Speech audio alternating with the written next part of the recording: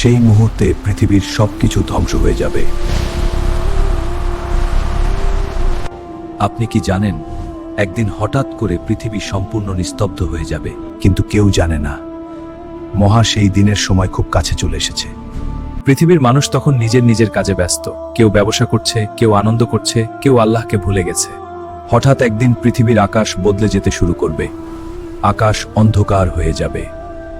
মানুষ অবাক হয়ে আকাশের দিকে তাকাবে, কেউ বুঝতে পারবে না যে কি ঘটতে যাচ্ছে।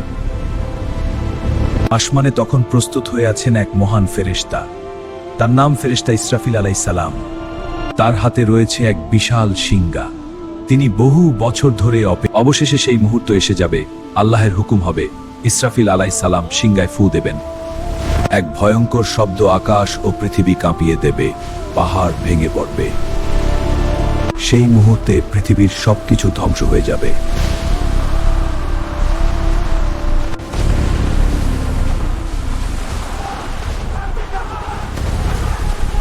সেদিন পৃথিবী কেঁপে উঠবে, মানুষ বুঝতে পারবে না যে কি ঘটছে। তারপর অনেক সময় পরে আবার আল্লাহর আদেশ আসবে, ইসরাফিল আলাইহিস সালাম আবার শিঙ্গায় ফু দেবেন। এবার পৃথিবীতে ঘটবে এক ভয়ঙ্কর কিন্তু বিস্ময়কর ঘটনা। হাজার হাজার বছর আগে মারা যাওয়া মানুষ আবার জীবিত হয়ে উঠবে। তারা অবাক হয়ে বলবে, আমাদেরকে কবর দিয়ে উঠান। পৃথিবীর কবরগুলো কাঁপতে শুরু করবে, মাটি ফেটে যাবে। সব মানুষকে এক বিশাল ময়দানে জড়ো করা হবে। সেই ময়দানের নাম ময়দানে মাহশার। বন্ধুরা, কিয়ামতের দিন অবশ্যই আসবে। সেই দিন আমাদের ধন সম্পদ বা ক্ষমতা কাউকে বাঁচাতে পারবে না। করুন, আর ভিডিওটি ভালো লাগলে অবশ্যই লাইক, কমেন্ট এবং সাবস্ক্রাইব করুন।